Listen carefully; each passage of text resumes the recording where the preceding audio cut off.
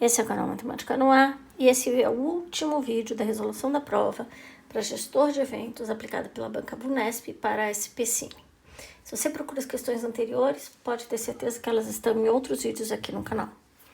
Questão 19. Uma herança foi distribuída entre dois herdeiros, de maneira que cada um deles recebeu do total distribuído uma parte diretamente proporcional à sua idade. Sabe-se que o valor total da herança que foi distribuída entre eles é de 260 mil, que a soma das idades dos herdeiros é 72 anos e que o herdeiro mais velho recebeu 140 mil de herança. Na situação descrita, a idade do herdeiro mais novo em anos é igual a... Bom, nós temos uma herança de 260 e um deles recebeu 140. Então, se um deles recebeu 140, é porque o outro recebeu 120. Vamos lá, quem recebeu 120? O mais novo. Então, eu sei que a herança do mais velho é 140.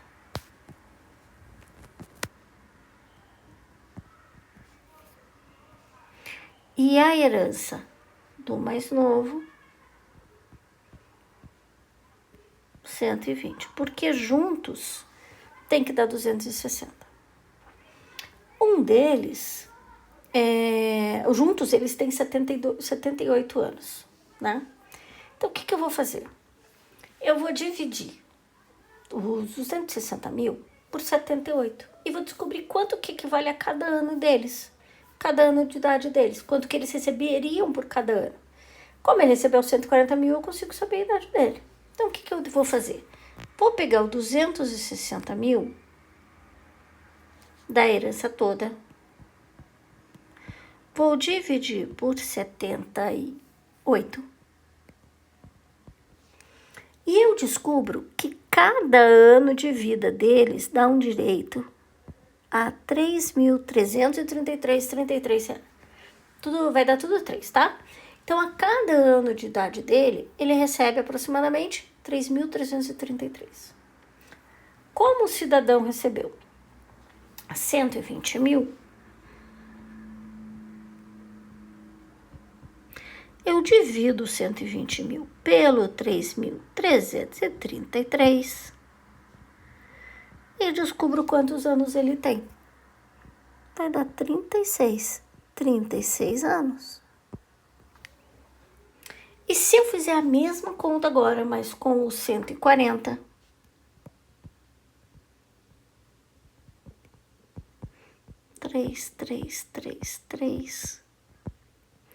eu descubro a idade do mais velho, 42 anos.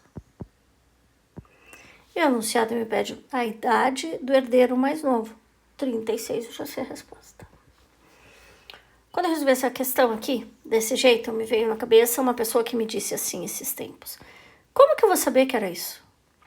Então, é porque eu usei um raciocínio diferente para chegar nisso. Mas você pode resolver utilizando a álgebra. Como seria? E talvez fosse o processo mais utilizado para resolução, tá? A gente precisa saber que um recebeu 140 e o outro recebeu 120 e que a soma das idades deles é 78. Com isso, a gente monta um sistema de equações.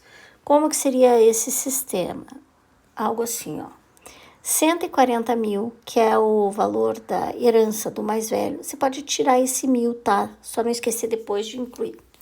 140 mil está para a idade do mais velho, assim como 120 mil está para a idade do mais novo. Além disso, o mais novo com o mais velho, juntos, 78 anos, ok? Se resolver esse sistema, você descobre a idade. Como que resolve esse sistema? A primeira equação, a gente aplica a propriedade da proporção. Então, aí vai ficar assim, ó. 140 mil N é igual a 120 mil V. Como o N mais V é 78, eu posso escrever que N é igual a 78 menos V. E a gente resolve por substituição. Ele vai ficar assim, 140 1000 vezes N, que é 78 menos V, igual a 120 mil V. Aí vai ter que multiplicar 140 mil por 78 e 140 mil por V, tá? Multiplicando 140 mil por 78, dá isso aqui. 1000 menos 140 mil V igual a 120 mil V. Daí tudo que tem V vem para o lado esquerdo, os números vão para o lado direito e não pode esquecer do sinal, tá? Daí você vai encontrar assim, menos 260 mil V é igual a menos 10.920. Aí divide, então, tudo por menos 260 mil e você vai descobrir que o mais velho tem, então, 42. Como eu descubro o mais novo, então? É só substituir lá em cima, 78 menos V. 78 menos 42, 36. Então, você também pode resolver por um sistema de equações. Vamos para a última questão da prova. Vamos à questão 20 da prova. Um gestor tem que elaborar respostas aos 168 pedidos de informação recebidos, sendo 24 do Tribunal de Contas, 60 do Ministério Público e 84 de Controladoria Geral. Como não há pedido de urgência para a elaboração dessas respostas, ele quer fazer um cronograma, de modo a responder o menor número de pedidos possíveis diariamente, sendo que em cada dia ele responde um número X de pedidos do Tribunal de Contas, um número Y de pedidos do Ministério Público e um número Z da Controladoria Geral. Supondo possível a realização da tarefa no cronograma a ser feito, a quantidade de dias em que esse gestor deverá desenvolver essa tarefa pertence ao intervalo numérico de... Então, vamos lá. Ele tem 24 de um lugar, de uma origem, digamos assim. Ele tem 60 do outro e ele tem 84 do outro, tá?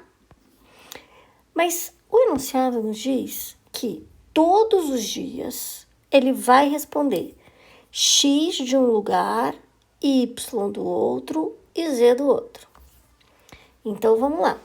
Todos os dias ele responde dos três. Então, se eu respondo 2 de um lugar, 5 do outro e 9 do outro, não tem importância. Mas o que interessa é que todos os dias eu vou responder 2, 5 e 9. É isso que o enunciado diz. O enunciado não diz que eu tenho que responder 2, 2 e 2 e não deixa com que eu responda um dia 2 e 5 e no outro dia eu não responda do outro. Resultado. Essas respostas, elas vão acabar num determinado dia, mas para as três instituições, para os 3 órgãos, para os 3 solicitantes, digamos assim. Então, elas têm que acabar juntas. Então, a quantidade que eu vou responder para o Tribunal de Contas, por exemplo, é um número que eu divido pela quantidade de dias que eu tenho. A quantidade de respostas que eu vou dar para o Ministério Público é um número que eu consigo dividir, assim, a minha quantidade de respostas dadas, eu consigo dividir pelo número de dias. De novo, número de dias. Então, o número de dias vai ser importante para mim aqui, né? E ele quer saber exatamente em mais ou menos aí quanto que vai ser esse número de dias, porque ele me dá intervalos para descobrir. Bom, se eu quero ter poucas respostas por dia, significa que eu vou usar muitos dias para responder, né? Porque se eu quisesse responder muito no mesmo dia, eu teria poucos dias para responder. Juntando todas essas informações, eu te digo que nós temos que calcular o MDC entre 24, 60 e 84. Porque quando eu falei dos dias, eu disse que esses dias tem que ser o mesmo número para todos. Vem comigo. Nós vamos decompor esses números em algarismos, em números primos. Nós vamos dividir por 2. Primeiro número primo. Aí, 24 divididos por 2 dá 12. 60 por 2, 30. E 84 por 2, 42. Repare que eu dividi todos por 2, por isso eu vou circular ele aqui. Posso dividir por 2 novamente. E vai dar 6, 15 e 21. Como eu dividi todos, eu vou circular.